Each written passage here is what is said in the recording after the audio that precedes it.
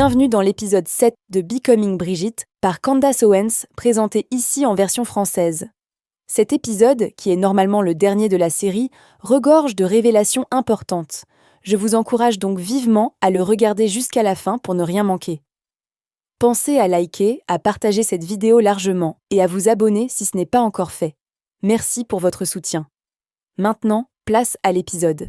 Ok les gars, Internet est en feu. Aujourd'hui, nous nous retrouvons pour notre dernier épisode de la série d'investigation Becoming Brigitte. Et je sais qu'il y a tellement de questions en suspens. Est-ce que Brigitte Macron, la première dame de France, est le père biologique d'Emmanuel Macron?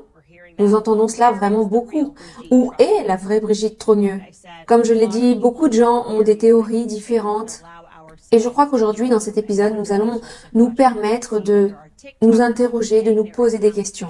J'ai entendu dire qu'il y avait des TikTokers qui avaient leur compte suspendu et banni pour s'être penchés sur la question. Donc soyez les bienvenus sur Becoming Brigitte. Je crois qu'il est sage de dire que mon interview avec Xavier Boussard a littéralement fait fondre Internet. En tout cas, elle a carrément fait fondre mon site internet, candaceowens.com, parce qu'il y a beaucoup de gens qui ne s'étaient pas encore complètement intéressés à la série avant. Mais après avoir vu la désormais célèbre montage photo des deux photos côte à côte, photo du jeune Jean-Michel prise à 18 ans alors qu'il était en école d'ingénieur, à côté de l'actuelle première dame de France Brigitte Macron, et ils ont été légèrement secoués en comprenant que quelque chose probablement n'allait pas. Ok, on peut avoir une ressemblance vraiment très prononcée, presque ressembler à des jumeaux avec son frère qui est censé avoir, comme vous le savez, 7 ans de différence d'âge. Mais dans ce cas ici, il ne semble pas que ce soit ce dont il s'agit. Les preuves photographiques sont devenues instantanément, je le pense en tout cas, indéniables pour beaucoup de gens. Et donc on a beaucoup de gens maintenant qui font un petit peu marche arrière sur la série et qui se plongent dans la série et qui reprennent les épisodes depuis le début. Et d'ailleurs c'est ce que je recommande, ne regardez pas l'interview et puis ce dernier épisode, mais plutôt reprenez la série depuis le début.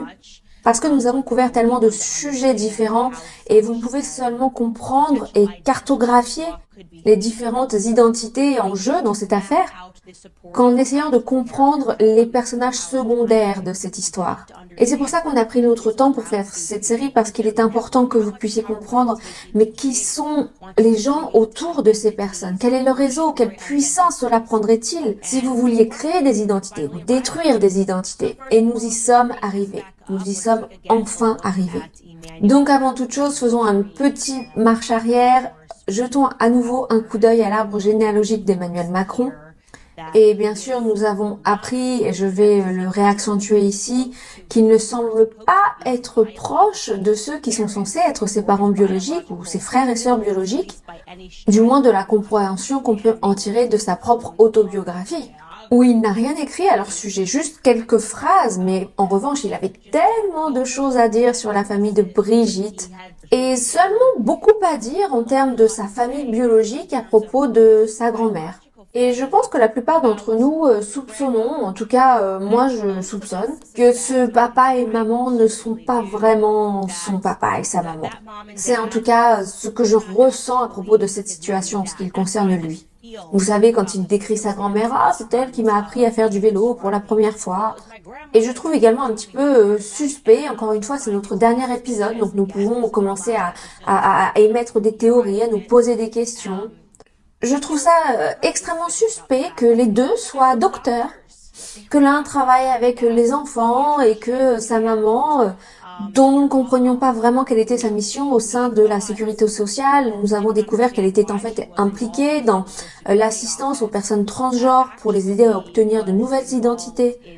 Ce qui ne fait que renforcer notre sentiment de mal-être à ce sujet, à propos de cette nébuleuse qui les entoure. Et bien sûr, comme je l'ai dit, c'est le cas vraiment curieux, étrange de sa grand-mère, qu'il appelle affectueusement Manette.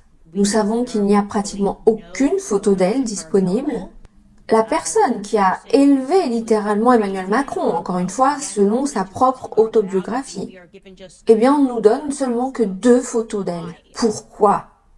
Savons-nous même seulement si c'était son vrai nom? Elle était supposément elle aussi enseignante. Pourquoi est-il si difficile d'obtenir des photos qui montrent son enfance?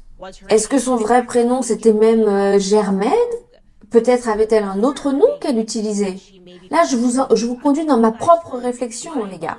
Pourquoi n'obtenons-nous simplement que ces deux photos? Comme je l'ai dit dans le passé, dans les précédents épisodes, nous en sommes tenus strictement aux faits. Mais aujourd'hui, nous allons nous permettre un petit peu plus de mouvement.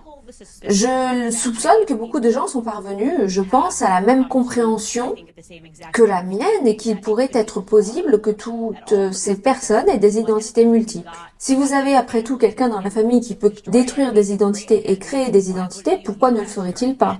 Pourquoi ne pas utiliser cela à son avantage? Et je crois qu'il est aussi important de se projeter dans l'époque, parce que c'était un monde différent à ce temps-là. Essayez de vous imaginer des proches, des membres de la famille qui ont grandi pendant la Première Guerre mondiale, pendant la Seconde Guerre mondiale. Là, on parle de personnes, d'êtres humains qui évoluent avec le temps, mais aussi géographiquement, physiquement, des gens qui se déplacent peut-être de nation en nation. En ces temps-là, il y avait des gens qui, pour traverser les frontières, cachaient leur identité ou changeaient leur identité. Par nécessité, par besoin, par crainte de répercussions pour leur propre vie. Pour certains, il leur fallait parfois même changer leur identité, leur carte d'identité, aller se cacher dans certains pays. Eh bien, nous savons pour acquis que dans cette histoire en particulier des trogneux, malgré ce que l'on nous a vendu en tant que public, au moins un côté de la famille a changé de nom. Ou en tout cas, un membre de la famille a changé de nom. Et c'est un peu étrange que cette histoire ait été vendue aussi facilement au public, à propos de la famille Trogneux, sans que quelqu'un puisse ajouter dans l'histoire simplement qu'en fait, ils ont inventé le nom de ce type. Ok, donc intéressons-nous maintenant à la famille Trogneux. Brigitte Trogneux, d'où vient toute cette famille avant de s'être installée à Amiens et d'être devenue cette sorte de mafia, parce que clairement c'est à ça que ça ressemble. On dirait vraiment que la famille Trogneux opère comme une mafia. À ce jour, ils sont censés être une famille de chocolatiers, sont censés avoir cette gentille petite histoire, de background de leur histoire. Et ça, c'est en fait la publication la plus récente qui traite de leur histoire de famille que j'ai pu trouver dans un journal local d'Amiens. Cela a été publié en 1990, je pense que c'était peut-être 91, et c'était supposé annoncer la naissance d'un nouveau membre de la famille Trogneux. Et cet article, peut-être de 93, je ne suis pas sûre. En tout cas, cet article vous montre la lignée des pères de cette chocolaterie. Donc au début, vous avez un Jean-Baptiste en 1852, c'est lui qui dirigeait la boutique. Puis ensuite, vous avez Jean, puis vous avez Jean, puis vous avez Jean-Claude, puis vous avez Jean-Alexandre. Et la raison pour laquelle je vous montre cela, c'est parce que je voulais que vous compreniez que tous les hommes de la famille Trogneux ont le même premier prénom, Jean Trogneux. C'est significatif aussi parce que ça complique les choses, d'accord? Parce que s'ils disent par exemple que Jean Trogneux est vivant, il est bel et bien vivant, eh ben ça vous donne pas grande information. Parce que vous vous dites, est-ce que c'est le cousin Jean? Est-ce que c'est l'oncle, le neveu? De quel homme de la famille Trogneux s'agit-il quand il parle de Jean Trogneux? Et pour être clair, la plupart d'entre eux ont plus d'un deuxième prénom. Ok?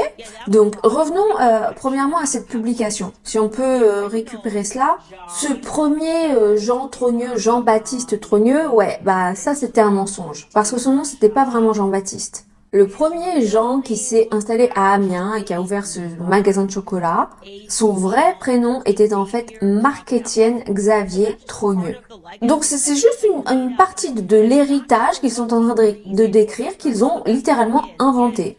Et moi, je n'arrive pas à comprendre quelle est la raison ou l'objectif de ce mensonge. Encore une fois, nous savons de fait que son prénom était Marc-Étienne. Nous avons pu obtenir son certificat de naissance. Encore une fois, ce n'est pas un sujet qui est discuté. Donc là, la question, c'est juste de savoir pourquoi avoir déjà commencé la généalogie, l'héritage, avec un petit mensonge. Était-ce par rapport à la façon dont vous vouliez montrer la lignée Trogneux ? Ou une raison ou une autre pour laquelle vous avez choisi de dire ce mensonge au public pour expliquer l'héritage de la famille Trogneux? Est-ce que pour volontairement rendre l'histoire plus complexe, vous vous êtes dit de toute façon, voilà, c'est simple, on va appeler tout le monde dans la famille Jean. Pour quelle raison? Quelle serait la raison qui vous aurait poussé à faire cette décision? Et même, pour être clair, les femmes de la famille ont aussi des deuxièmes prénoms masculins. Donc on va réafficher cette photo de famille, vous savez maintenant la photo de famille tristement célèbre, celle où on nous dit que c'est Brigitte sur les genoux de sa maman, qui ne ressemble en rien du tout à Brigitte. Mais bon, on va faire comme si sur la photo. Cette photo, souvenez-vous, qui a été introduite au public par Mimi Marchand, cette femme à qui on ne fait pas du tout confiance. Et on peut voir que le deuxième prénom de Brigitte, en fait, le prénom entier de Brigitte, c'est Brigitte Marie Claude Trogneux. Ce qui est assez intéressant parce que comme vous pouvez le voir, son papa n'a pas le prénom Claude dans son prénom. Mais on lui donne le nom de Claude pour une raison qui m'échappe dans son prénom. Son père, c'est Jean-Georges Trogneux. Et ils ont un fils, comme vous pouvez le voir juste au-dessus, qui a également le prénom Marie dans son prénom, et son nom c'est Jean-Claude Marie-Joseph Trogneux. Ça fait beaucoup de noms, hein. En général on voit pas autant de prénoms, à l'exception des familles aristocrates. Dans l'aristocratie, où vous verrez 20 noms qui remontent pour montrer toute leur lignée. Jean, Claude, Marie, Joseph, Brigitte, Claude, Marie, Trogneux. Et puis, bien sûr, après, on a notre gars, hein, Jean-Michel, Henri, Trogneux. Ensuite, juste pour rajouter encore plus de confusion, eh ben, les gens dans la famille Trogneux semblent épouser des personnes qui ont les mêmes prénoms que leurs frères et sœurs. Donc bon, c'est peut-être pas hyper pertinent pour vous de prendre ça en considération, mais est-ce qu'on peut remettre la photo s'il vous plaît, parce que je veux juste continuer à la parcourir un petit peu. Vous voyez Monique Trogneux, là, sur la droite, elle a épousé quelqu'un qui a le même prénom que son frère. Elle a épousé quelqu'un dont le nom est Jean-Claude.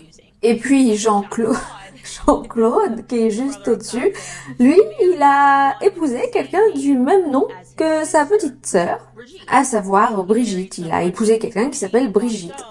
Une Brigitte qui est donc par la suite, suite au mariage, devenue Brigitte Trogneux.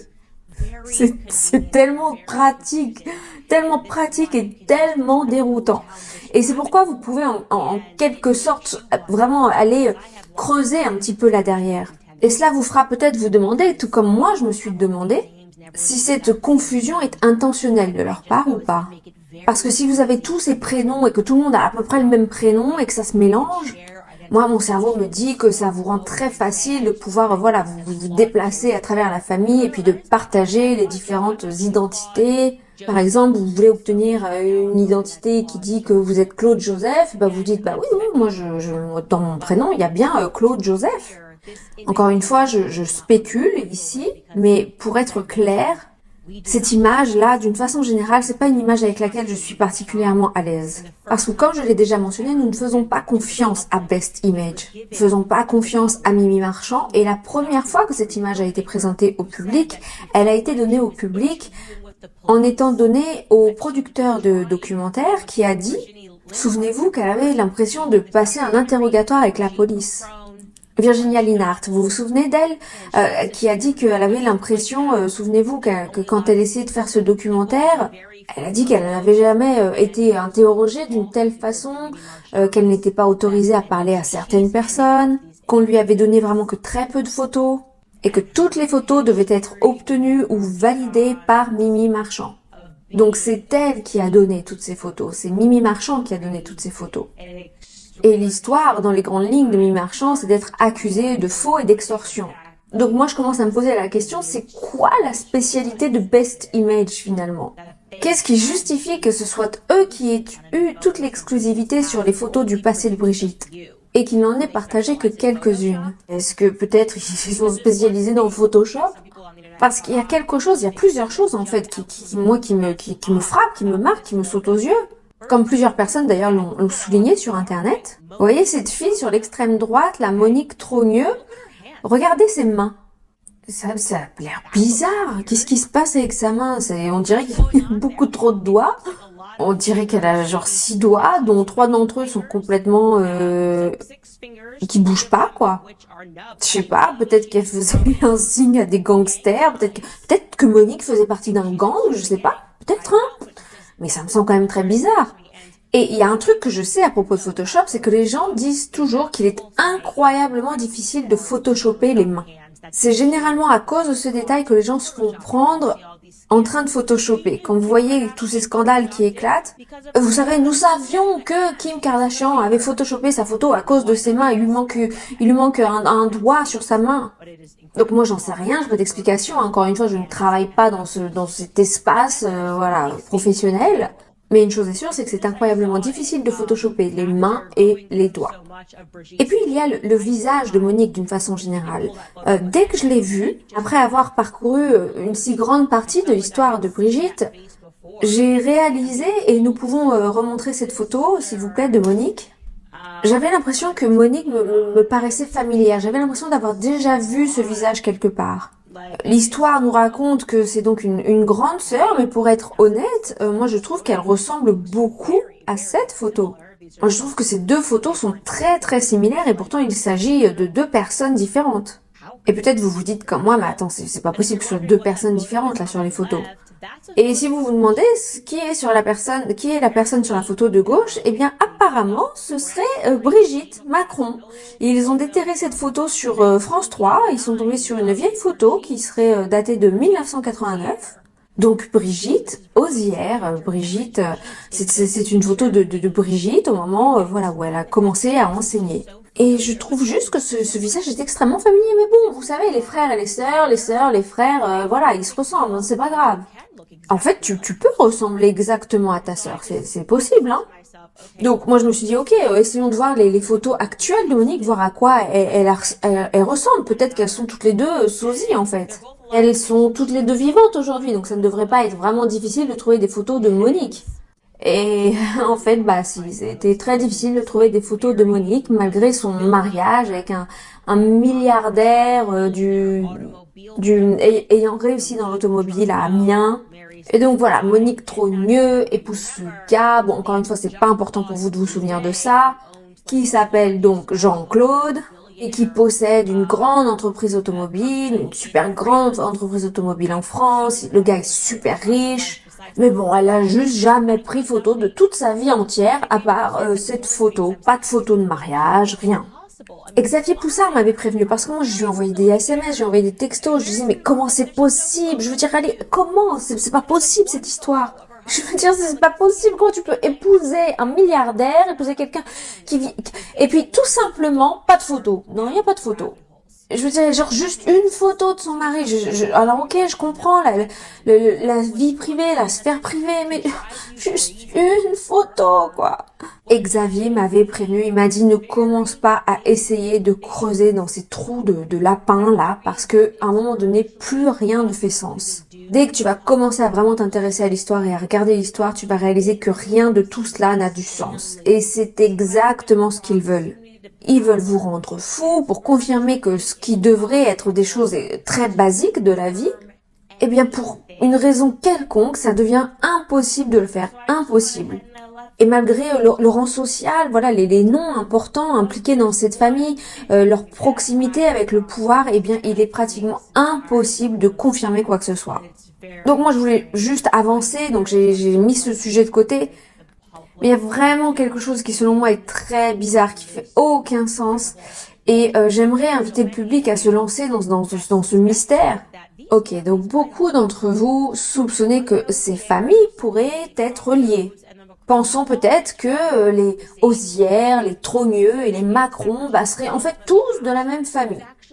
Serait-il possible, certains d'entre vous ont demandé, que Brigitte Macron soit en réalité le père d'Emmanuel Macron?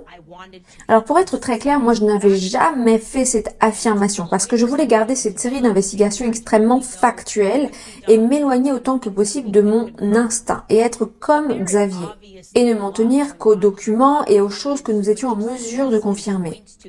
Mais il y a de toute évidence beaucoup de choses qui se passent ici, beaucoup de preuves qui suggèrent et qui pointe vers la conclusion que le secret serait en réalité bien plus grand que le simple fait d'avoir une femme transgenre. Je veux dire, essayez de faire un flashback et de vous souvenir ce que nous avons partagé ici, comme par exemple le moment où le président Emmanuel Macron a regardé sa femme pour obtenir des réponses basiques à propos du contexte biologique, de sa famille. Vous vous souvenez de cette scène dont on vous a parlé, qu'il parlait à un politicien et que le politicien lui a demandé, bah, elle habite où ta sœur? Je sais qu'elle est pas très loin, mais elle habite où? Et que Emmanuel se fige d'un coup et regarde Brigitte. Pourquoi? Pourquoi tu ne sais pas où habite ta sœur? Qu'est-ce qui se passe, Emmanuel? Comment se fait-il que nous ayons ce sentiment qui naît quand on vous regarde, de se dire que peut-être, je sais pas, peut-être que Brigitte serait autre chose ou plus que ta femme? Pourquoi est-ce qu'on a cette impression un petit peu comme si Brigitte lui tenait la main? Pourquoi a-t-on cette impression que tu as toujours eu la main tenue par des gens qui étaient plus puissants que toi? Nous savons définitivement, et nous l'avons démontré dans le dernier épisode, qu'il a eu sa main tenue tout au long de sa carrière par l'enfant David de Rothschild, une famille qui est connue et reconnue comme ayant pratiqué l'inceste, d'accord? Comment et pourquoi Emmanuel Macron s'est-il retrouvé si proche de Rothschild? Tellement proche que ses collègues disaient mais attends, ce gars il sait même pas les termes financiers, il connaît même pas les termes financiers et pourtant il est devenu le plus jeune associé directeur de la société. Donc bien entendu nous avons compris que quelle que soit la chose cachée derrière tout ça, David de Rothschild tenait la main d'Emmanuel Macron pour l'amener là où il souhaitait l'amener et que on se moquait même de lui dans les réunions parce qu'il ne connaissait absolument rien au sujet des finances. Pourquoi David de Rothschild a-t-il veillé à ce que Emmanuel ne lui lâche jamais la main? Le vice, c'est bien, mais l'inceste, c'est mieux parce que ça reste dans la famille. Ça, c'est une citation directe de la cousine de David de Rothschild, Nathalie Rims de Rothschild. Alors, pour que ce soit clair, je vais vous passer un extrait où on la voit dire ces choses. Et comme on faisait très souvent dans ces familles-là, vice is nice, but incest is best because it stays in the family. Elle l'a même dit en anglais, elle est passée direct du français à l'anglais, elle a dit exactement ça. Ça se passe comme ça dans la famille, le vice c'est sympa mais l'inceste c'est meilleur.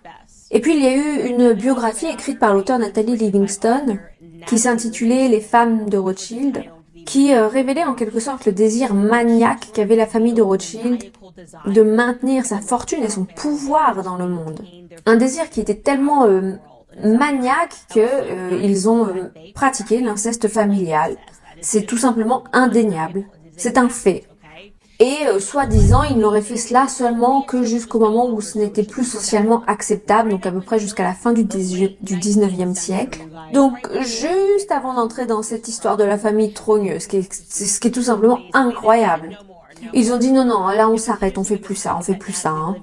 Et ce qui est intéressant dans ce livre, c'est que Nathalie documente le fait que la raison pour laquelle il faisait ces choses, c'est que c'était la volonté du maire de Rothschild, qui s'appelait Amschel Rothschild, le maire Amschel Rothschild, et elle dit, donc je cite, « Tout remonte à cette volonté » dans laquelle le maire Amschel Rothschild a dit qu'il n'y avait rien de plus important que la famille, et cela sous-entendait à n'importe quel prix. Il s'agissait de préserver l'unité de la banque et l'intégrité du nom. Il n'y a aucune question sur le fait que l'endogamie ait été largement répandue. Par exemple, il y a un large nombre de problèmes mentaux dans cette famille. Et je ne peux pas croire qu'il n'y ait pas de corrélation entre les matchs potentiels d'endogamie et les problèmes de santé mentale. Elle décrit ensuite la façon dont cette mentalité était tellement forte dans la famille que n'importe quelle femme qui sortait de cette tradition, on va dire, de la famille et qui épousait quelqu'un qui n'était pas de la famille était maudite, littéralement maudite, parce que elle n'avait pas épousé son cousin, son oncle, son frère. Donc bien sûr, quand on voit ces choses, notre cerveau commence un petit peu à s'égarer et puis on commence à penser naturellement pourquoi David de Rothschild a-t-il arraché Macron, un gars qui, selon ses collègues, ne savait même pas ce qu'étaient les bidas. Et pourtant, David de Rothschild a décidé de faire de lui le plus jeune directeur associé de la société dans l'histoire de la banque. Le but d'une banque, c'est de faire du profit. Si tu es un Rothschild, tu veux forcément faire du profit. Et bien sûr, si tu veux t'assurer d'une façon d'une façon maniaque que ton pouvoir ne se perde pas dans le monde, la dernière chose que tu vas faire, c'est embaucher un gars qui vraisemblablement n'y connaît rien à rien et essayer de lui faire gravir les échelons.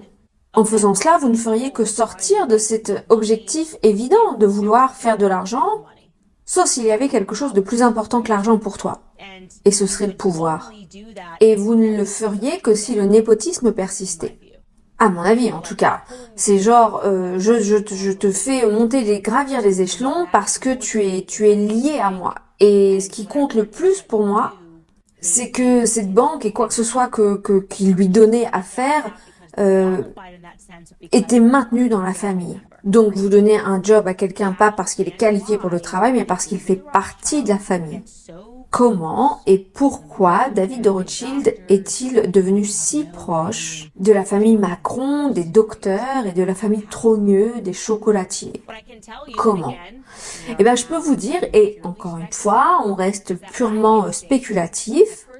Mon imagination m'amène à me dire que voilà, s'il y avait une relation familiale dans cette histoire, le fait que ce soit peut-être son père, ce serait trop évident. Alors peut-être qu'on se dit, peut-être qu'un oncle, voilà, ça passerait.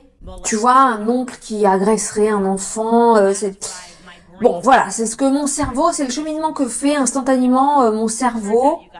Et en fait, les gars, vous allez pas me croire, mais ce modèle, cette façon de faire, d'avoir des noms similaires dans chaque famille, et d'avoir les membres de la famille qui s'appellent pareil, eh bien, ça s'étend également à la famille Macron.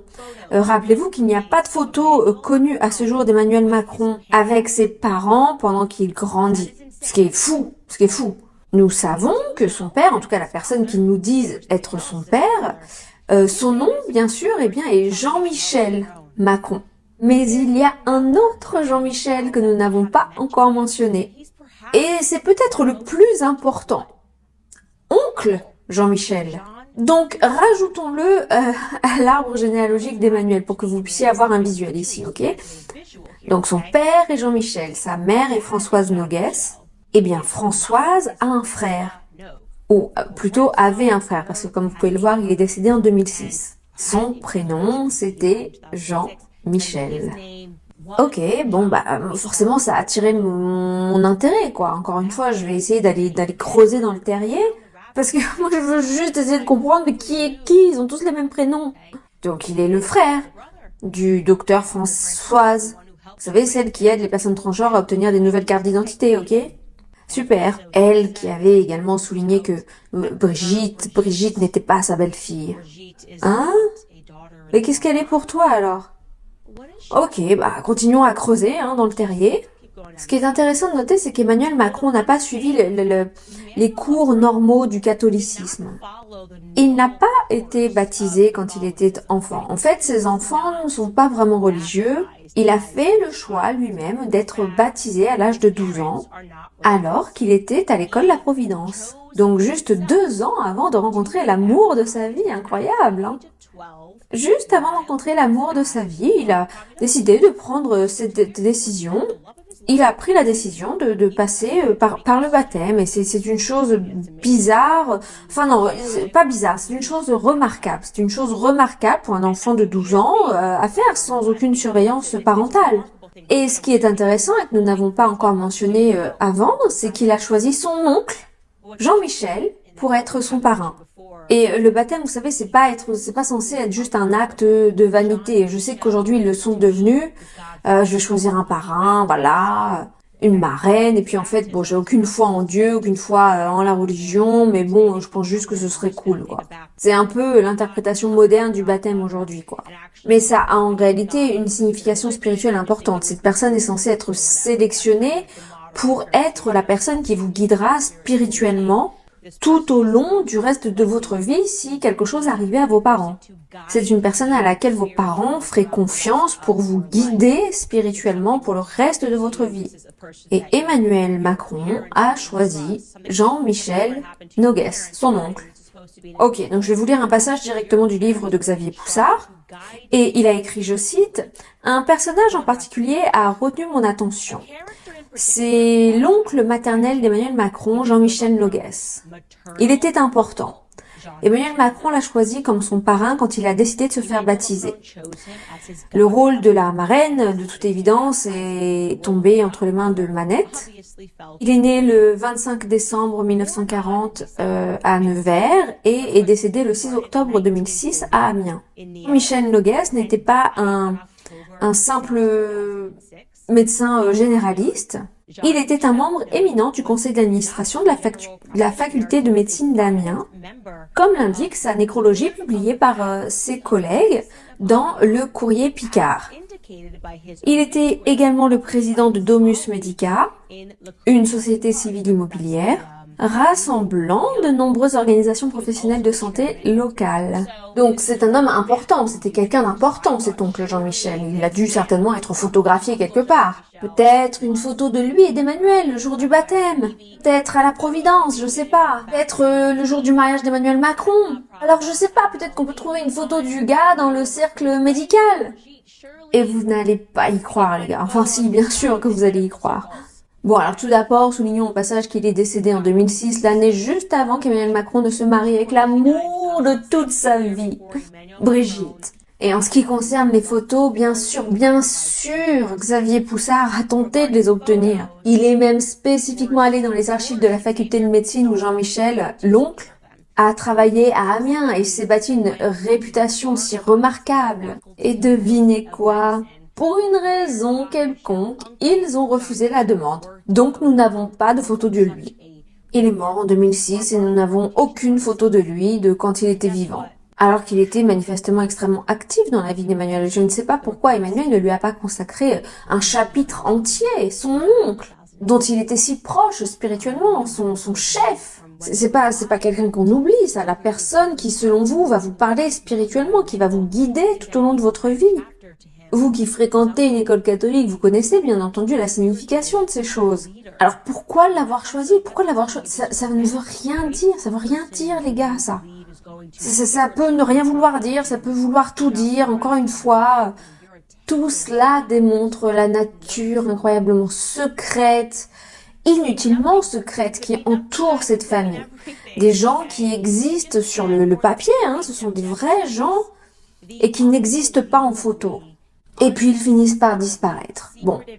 Et il faut s'imaginer que du coup ce Jean-Michel aurait vécu à Amiens en même temps que Jean-Michel Trogneux aurait vécu à Amiens tout au long de son mariage avec la femme qu'il a épousée. Son nom m'échappe. Oui, Véronique Dreux. Et ils sont tous là avec tous leurs mêmes prénoms dans cette petite communauté. Il faut s'imaginer, essayer de se mettre ça en tête. Ils sont tous là en même temps, mais bon, qui sait, ils sont là, ils sont plus là, ils disparaissent comme ça dans les airs. Et d'ailleurs, vous savez, ils ne discréditent, ils ne démystifient rien quand vous leur posez des questions. Quand on leur dit, tu peux juste clarifier, est-ce qu'on peut juste avoir une photo pour clarifier ce point-là ? Non, à la place, ils attendent que tous ceux qui enquêtent sur cette histoire fassent une petite erreur et puis ils poursuivent les gens. Faites la moindre erreur pendant que vous posez des questions significatives et vous allez être poursuivi si vous vivez en France. Ou pire encore, vous pouvez être mis en prison. Il y a des gens qui ont été emprisonnés pour le simple fait d'avoir enquêté sur cette histoire. Des gens qui ont été arrêtés pour avoir enquêté sur cette histoire. Et Xavier, en cela, a raison. Tout cela, c'est juste pour rendre le monde fou. En essayant d'amener les gens à se perdre de terrier à creuser à terrier en creuser. Et d'ailleurs, en parlant de terrier à aller creuser, on devrait peut-être parler un peu plus du petit potelet, là, le petit gros, comme l'appelle Xavier. Vous savez, celui qui a récemment été présenté par les médias comme preuve que Jean-Michel Trogneux existe. Vous savez, je veux être vraiment très claire. Je n'ai aucun doute dans mon esprit qu'un Jean-Michel Trogneux existe. Aucun doute sur le fait qu'un Jean-Michel existe à Amiens. Il semble que c'est juste, de toute façon, le nom que tout le monde porte là-bas. Jean-Michel.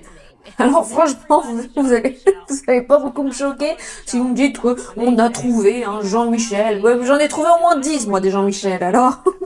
Alors là, vous vous dites sûrement comme moi, mais alors Candace, mais attends, il y a trop de Jean-Michel, là. Dans tous les côtés de cette famille, il y a des Jean-Michel. Alors du coup, moi, je comprends plus rien à cette histoire. Je sais plus à qui faire confiance. D'accord, mais nous devrions au moins essayer de comprendre qui est ce petit gars potelé, ou s'il est même bien un Jean-Michel. Ce Jean-Michel qui est représenté sur la photo initiale de la famille Trogneux. Ok, donc revenons à notre histoire plus en détail et essayons d'identifier le petit gros. Petit gars potelé. Il est important que je vous rappelle que le public dans cette histoire est vraiment manipulé, trompé, d'une façon si extrême que ça ferait même rougir Sigmund Freud, qui était vraiment le père de la tromperie. le père de l'abus mental sur les petits-enfants, mais bon bref, on en parlera un autre jour. Ce serait tellement facile de juste présenter quelques photos de l'actuelle première dame tout au long des années 80, ou peut-être des photos d'elle avec son frère Jean-Michel à n'importe quel moment. Ce serait tellement simple, ne laissez pas les médias vous rendre fous, c'est exactement le contraire. Ce sont eux qui sont fous en n'amenant pas cette histoire à une fin, en produisant des preuves simples et évidentes.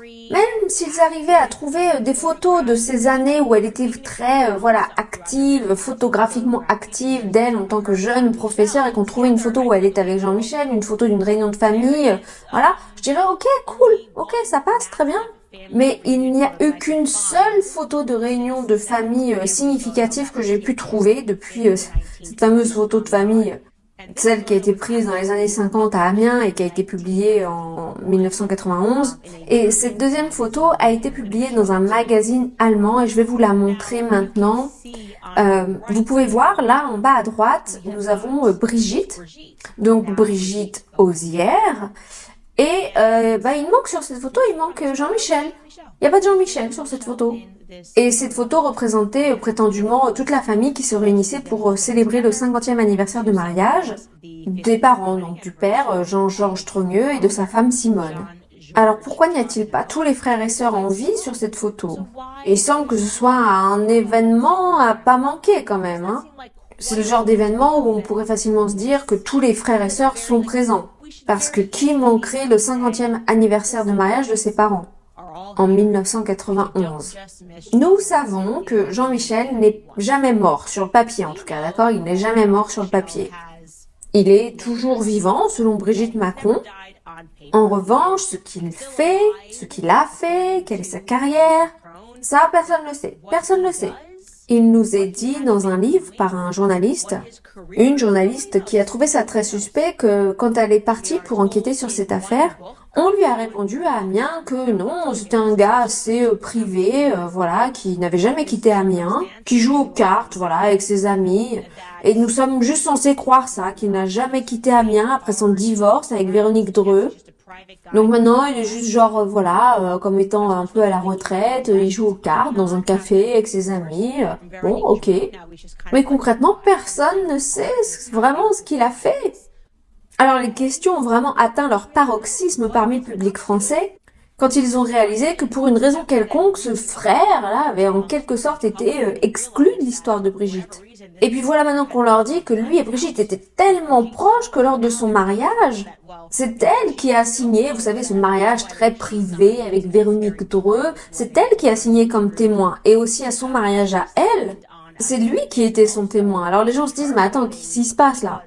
Et donc tout d'un coup, les médias ont dû commencer à inventer des réponses. Et la réponse qu'ils ont fournie, c'était « Oh, mais c'est le petit gars potelé là, sur l'image ».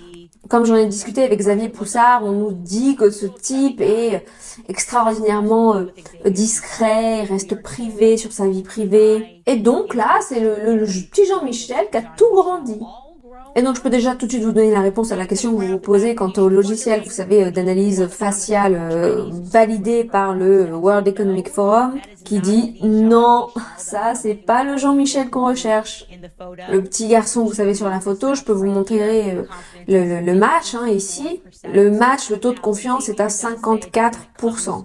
Et Xavier m'a expliqué, juste pour être clair au niveau des lunettes, que le logiciel, la technologie du logiciel ne veut pas vraiment que vous utilisiez des personnes qui portent des lunettes ou des lunettes en général en fait. Soit l'une, soit l'autre photo, c'est pas idéal. Ils essaient de faire attention à ça parce que parfois ça apporte une certaine ombre sur le visage. Mais bon, vous pouvez quand même voir, là je vais vous le remontrer, on parle d'un taux de confiance d'un match de 54% sur le petit potelet. Mais de toute façon, j'ai envie de vous dire, ce serait quand même plus facile, plutôt que d'avoir à utiliser le logiciel, si tout simplement le palais de l'Élysée voulait bien sortir de son silence et dire « Oui, on confirme, c'est bien le Jean-Michel Trogneux, le même que celui que vous cherchez, le même que celui qui est sur la photo. » Cette photo de famille de 1953 à Amiens, c'est tellement facile à dire, mais c'est pas leur truc. C'est pas leur truc. La clarté, c'est pas leur truc. La facilité de preuve, c'est pas leur truc. Chut, sois tranquille, menace et fais un procès. Ça, c'est plutôt leur truc, ouais. Donc, au lieu de ça, juste pour être clair, dans la lettre initiale qu'ils m'ont envoyée, vous savez, cette fameuse lettre de 100 pages, où ils ont eu une opportunité vraiment pour me dire ne publie pas ta série parce qu'on vous dit que ce Jean-Michel que tu cherches, ce petit garçon là, il est bien vivant et ils auraient juste pu me fournir quelques photos de ces années disparues, les missing years comme on dit, mais non, ils n'ont pas saisi cette opportunité. À la place, ils ont décidé de m'envoyer des petites captures d'écran du petit gars potelé à l'investiture d'Emmanuel Macron. Non mais regardez, ça c'est ce qu'ils m'ont envoyé, c'est exactement le langage qu'ils ont utilisé dans la lettre. De plus, Jean-Michel est récemment apparu en public. Il a assisté à l'inauguration à l'investiture de 2017 et de 2022 du président Emmanuel Macron. Pendant ton apparition du 12 juin 2024 sur l'émission de Piers Morgan Uncensored, tu as fait un pari avec Piers Morgan de 100 000 $ qui ne serait incapable de trouver une photo de Jean-Michel Trogneux, impliquant que cela réfuterait vos fausses affirmations. Ci-dessous sont des images accessibles au public de Jean-Michel Trogneux tirées de vidéos de l'investiture du président Macron en 2017 et en 2022. Vous verrez que Jean-Michel n'est pas seulement présent, mais qu'il est également présent aux côtés de Brigitte Macron. Il s'agit là de la preuve concluante que vous recherchiez pour réfuter vos affirmations. D'accord, ok, donc ça c'est super. Non, remettez la photo une seconde s'il vous plaît. C'est juste incroyable pour plein de raisons différentes. C'est incroyable que le palais de l'Élysée, plutôt que de nous donner un document, un passeport, voilà, avec les informations sensibles noircies, moi peut-être un permis de conduire ou quoi que ce soit, voilà, qui serait une forme de photo d'identité un petit peu officielle, quoi. Ou juste peut-être une photo de qui grandissaient ensemble. Parce que c'est bien là le fond du problème. Non, il m'envoie des captures d'écran de l'inauguration avec un gars comme ça en arrière-plan. Et oui, ça y est, c'est tout démystifié. Jean-Michel existe, comme je l'ai dit. Il y a genre 27 Jean-Michel. Alors j'ai aucun doute sur le fait qu'un Jean-Michel Trogneux existe quelque part à Amiens. Il y en a probablement 20 même. Mais bien sûr, ils ont dû me prendre pour une imbécile, Sauf que moi, j'ai déjà compris leur petit jeu. Vous savez, les noms, et puis tout dépend de la façon dont vous allez leur formuler vos questions. Ça ne veut absolument rien dire de me dire qu'un Jean-Michel existe. En revanche, cela signifierait tout s'ils étaient capables de prononcer une réponse claire, mentionnant clairement qui est ce Jean-Michel. Et c'est la façon dont nous avons procédé avec eux. Nous leur avons posé vraiment des questions claires afin qu'il n'y ait aucun malentendu possible. Et on leur a dit que s'il y avait une évidence claire, nous publierons un démenti. Nous avons écrit parce que les Macron questionnent en fait l'essence des opinions et du rapport de Candace. Nous aimerions leur offrir l'opportunité de pouvoir présenter leur version de l'histoire et de clarifier les rumeurs dans la presse. Pour ce faire, nous vous offrons la date et l'heure de votre choix pendant les mois de janvier, février et mars 2025 pour une interview entre Candace et vos clients. Candace, son producteur et son vidéaste voleront jusqu'en Europe et prévoiront un traducteur, un studio dans lequel les Macron pourront répondre aux questions. Comme vous le savez, la première façon de remédier à une plainte pour diffamation, c'est l'atténuation en utilisant des opportunités disponibles pour contredire ou corriger l'erreur qui a été faite afin de minimiser l'impact sur la réputation de ce que l'adversaire aurait prétendu. Nous vous offrons donc cette opportunité. Pour faciliter cette interview, nous vous offrons les questions suivantes en avance. Donc on leur a donné cette opportunité des semaines avant de commencer la série pour répondre à une question spécifique sur Jean-Michel à l'inauguration. Et voici la question que nous leur avons posée. J'attire votre attention sur la question numéro 3. Est-ce que l'homme que vous avez montré à l'inauguration du président Macron de 2017 et de 2022 est le même individu qui est pris en photo à l'extrême gauche de la photo de famille des Trogneux prise à Amiens? Et ouais, je suis bien au courant de vos petits jeux. Alors allez pas m'embrouiller avec vos prénoms. Dites-moi juste s'il s'agit de la même personne. Et bien sûr, les gars, on n'a plus jamais entendu parler d'eux. Ils ont eu suffisamment d'énergie et de frustration en eux pour écrire une lettre de 10 pieds de long, et puis de nous dire que c'était un mensonge, et nous leur avons donné une piste de 2 semaines, nous leur avons donné, voilà, un espace de 2 semaines pour dire, mais donnez-nous simplement un oui ou un non. Et je vous promets devant Dieu sur la vie de mes enfants, que s'ils avaient répondu et dit oui, c'est bien lui, c'est la même personne, alors je partagerai bien entendu cette information aujourd'hui. Parce que moi je suis pas intéressée pour aller creuser à droite et à gauche comme ça pour rien. Juste dans l'objectif éventuel de faire tourner un petit peu la machine de la théorie du complot. Non. Il y a quelque chose vraiment qui va pas avec cette famille. Et peut-être même que le plus gros problème avec cette famille finalement c'est leur refus catégorique de répondre à des questions de base, tout en prétendant qu'ils sont victimes de ces mêmes questions. C'est purement et simplement de la mauvaise foi en action. C'est de la mauvaise foi. Donc, n'ayant reçu aucune réponse de leur part, et puis eux devenant tout d'un coup extrêmement silencieux à propos de ces questions extrêmement basiques qui nécessitaient juste un oui ou un non, nous avons donc finalement essayé par nous-mêmes d'identifier ce gars. Avec la séquence de l'inauguration, quelle est cette capture d'écran qu'ils nous ont donnée? Dans leurs annotations, ils nous ont donné un lien YouTube avec des heures de séquence de l'investiture et nous avons décidé de le parcourir. Ok, l'équipe juridique du Palais de l'Élysée, on va relever le défi et on va regarder tout cela. Peut-être qu'il y a un genre d'ambiance familiale qu'on va pouvoir réussir à capter finalement dans cette séquence. La première chose que je dois noter, c'est que dans ces 2 investitures, Jean-Michel n'est pas aux côtés de sa famille pendant le discours. À aucune des 2 investitures. Le voici à l'inauguration de 2017. Donc voilà, vous le voyez à l'image, il est un petit peu au milieu perdu d'un groupe de prêtres. Et quand vous regardez la séquence, vous voyez que la famille marche en même temps, tous ensemble, alors que voilà, ils descendent et puis qu'ils disent bonjour aux gens. On voit même Laurence qui est la prétendue fille de Brigitte, voilà, qui lui parle brièvement. Et voilà, alors qu'il descend, qu'il salue les gens, hop, vite fait, 2 petits bisous sur la joue et puis bye. Mais le gars n'est pas avec sa famille. Après, je sais pas, peut-être qu'il est arrivé en retard, ou peut-être qu'il est juste arrivé en retard. Et puis bon, il s'est fait accompagner, voilà, dans la foule. Mais ça peut pas se produire 2 fois, ok? Pas 2 fois en retard. Et quelque chose qui est intéressant, c'est que Jean-Claude, donc son prétendu grand frère, avec qui il n'était pas, avec qui il ne se tenait pas debout pendant l'investiture, était également présent. Et Jean-Claude, au déjeuner qui a suivi le discours, était assis à une table avec ses frères et sœurs. Jean-Claude était assis avec Brigitte. Voici une photo où on les voit se déjeuner. Mais il n'y a pas de Jean-Michel. Pas la personne, en tout cas, qu'il prétend dire être c'est Jean-Michel. Il n'était pas assis avec ses frères et sœurs. Et donc, c'est écrit dans la légende en français. Et ça a été publié en 2023. Assez intéressant d'ailleurs dans Paris Match. Et donc, ils ont fait allusion à la famille Trogneux. Et ils n'ont pas mentionné que Jean-Michel, comme ils nous le prétendent maintenant, était assis à cette inauguration, mais il n'était pas assis à cette table avec ses proches. Il n'était pas assis avec son frère, il n'était pas assis avec Brigitte. Et donc il est écrit dans la légende, à la table de Brigitte, son frère aîné Jean-Claude, à droite, et ses proches. Ok, c'est intéressant, peut-être qu'il avait juste besoin de prendre un peu l'air. Ou peut-être qu'il en avait marre d'être assis, ou peut-être qu'ils ont une relation étrange. Mais laissez-moi vous dire que ça va devenir encore plus bizarre à l'investiture de 2022.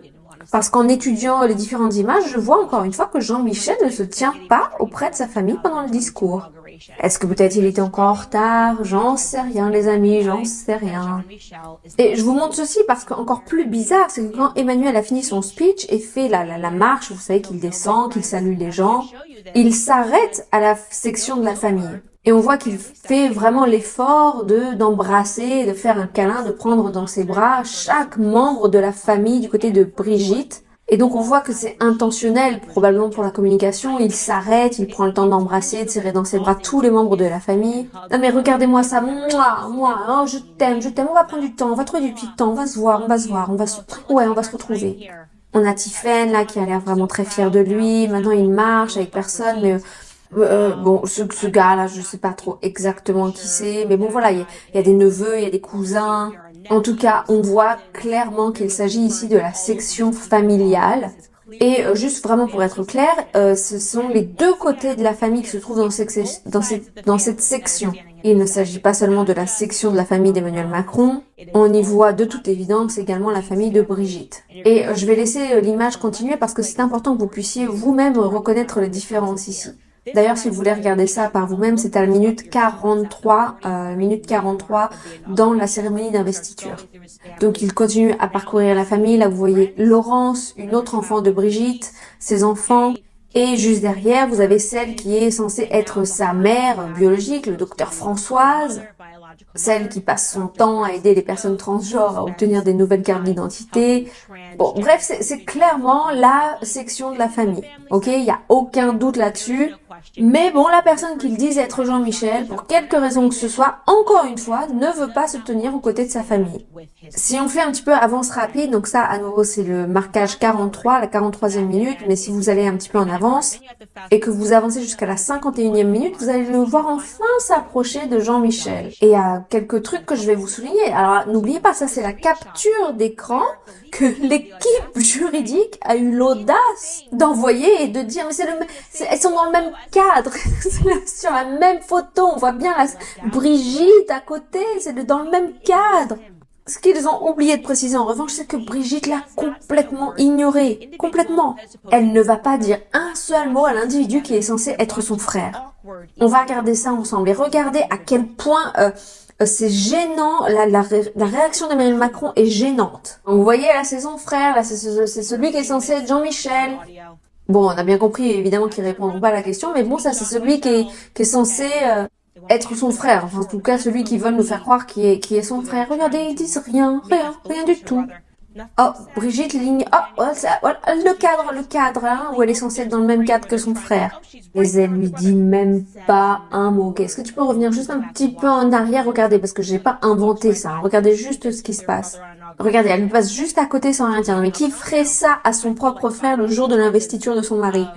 Emmanuel Macron, maintenant, moi j'ai l'impression que si j'étais en présence de mon beau-frère, j'aimerais avoir l'impression que je dois d'abord aller vers lui. Et là, Emmanuel, il est genre, ok, ouais, non, je dois faire quelque chose, là, je dois dire un petit truc. Là, un petit bisou, voilà, amical, au revoir, et ça, voilà, c'est tout. Ok, faisons pause maintenant sur ce magnifique cadre, histoire de voir avec qui il se tenait debout. Marc, est-ce que tu peux faire un petit marche arrière sur le plan? Vous voyez le gars, là, juste derrière, le gars avec qui il se tient debout? David de Rothschild. Jean-Michel était avec David de Rothschild. Moi, je suis vraiment stupéfaite par cela, hein. Parce que, à ma connaissance, Jean-Michel n'a pas eu de carrière dans le secteur bancaire, hein. C'est une carrière dans la pâtisserie qu'il a eue. Enfin, en tout cas, c'est une possibilité, puisqu'il est censé appartenir à une famille de chocolatiers, ça paraîtrait faire plus de sens. Lui qui n'a jamais quitté Amiens, lui dont on ne trouve aucune preuve qu'il ait quitté Amiens. Alors, qu'est-ce qu'il fait? C'est quoi sa relation avec David de Rothschild? Pourquoi se tient-il là avec lui? Et puis, s'il vous plaît, essayez d'expliquer. Enfin, moi, je veux dire, je suis juste là. Je veux dire, moi, je suis un vieil homme, voilà, ma vie est marquée et tout. Mais toute ma famille se tient là-bas, ensemble, ils sont tous ensemble. Et moi, j'ai décidé de pas aller m'asseoir à leur table, de pas me tenir avec eux, dans le carré familial, mais d'être juste là tout seul, avec la sécurité et David de Rothschild.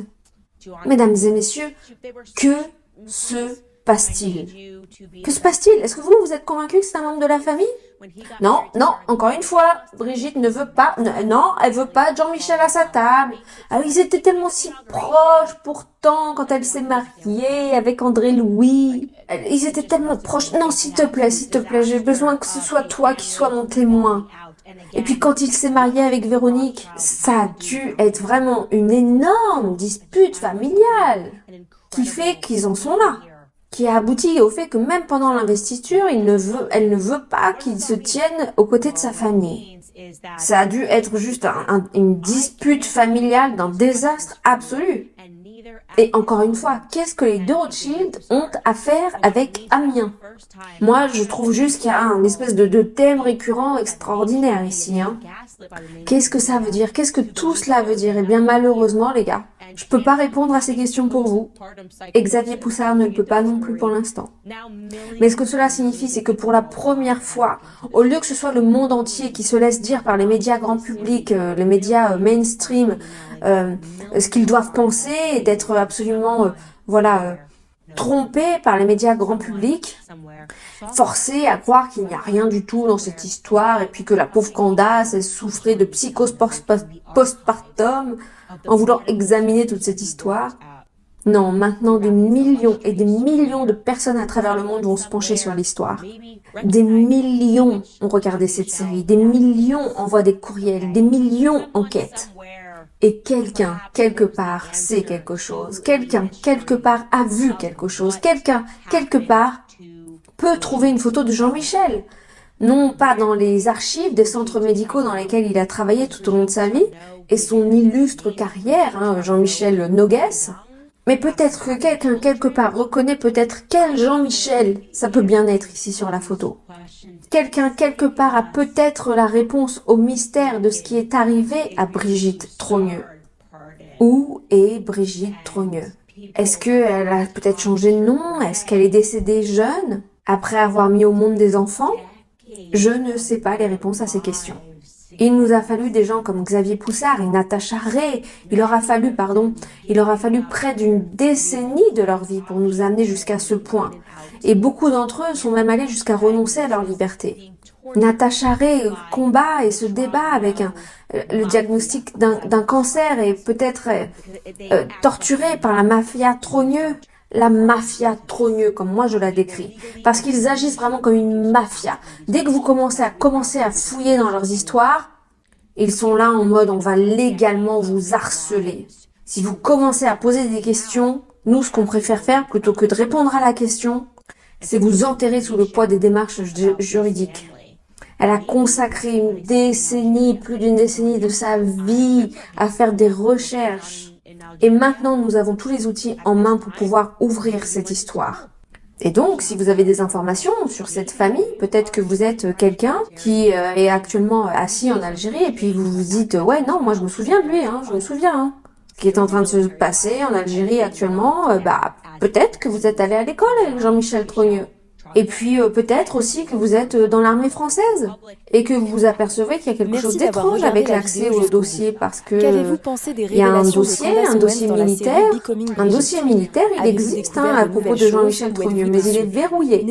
Un dossier qui est pourtant censé être mis à la disposition ouverte du public, mais qu'ils refusent de rendre disponible et ils ne veulent tout simplement pas nous expliquer pourquoi. À la place, ils veulent juste nous tromper complètement en disant mais non, il est très très privé, il est très pudique sur sa vie privée, il fait très attention. Oui d'accord, bon il va à l'inauguration, mais il est tellement discret qu'il veut même pas être avec sa famille ou s'impliquer de quelque façon que ce soit avec eux. Non, il préfère rester avec David de Rothschild. Aidez-moi les gars, aidez-moi. Si vous avez des informations, envoyez-les à info@candace.com. Pardon, info@candaceowens.com. C'est mon instinct. Oui, tout à fait. Je suis d'accord avec ceux d'entre vous qui sont en train de commenter, qui commentent en ce moment et qui disent que nous sommes potentiellement en train de regarder à une histoire d'inceste. Moi, c'est mon instinct. Je pense que ça doit être un secret si grand que ça explique leur façon de réagir. Parce que ce type de violence, dans la façon dont ils traitent les journalistes notamment, c'est vraiment une violence émotionnelle de faire ce genre de choses. Et ils le font comme s'ils savaient que le vice c'est bien, mais l'inceste c'est bien meilleur, et que les choses doivent rester en famille. Ok les gars, maintenant je vais voir certaines de vos questions qui arrivent en ce moment. Merci d'avoir regardé la vidéo jusqu'au bout. Qu'avez-vous pensé des révélations de Candace Owens dans la série Becoming Brigitte ? Avez-vous découvert de nouvelles choses ou êtes-vous déçu? N'hésitez pas à partager vos ressentis dans les commentaires.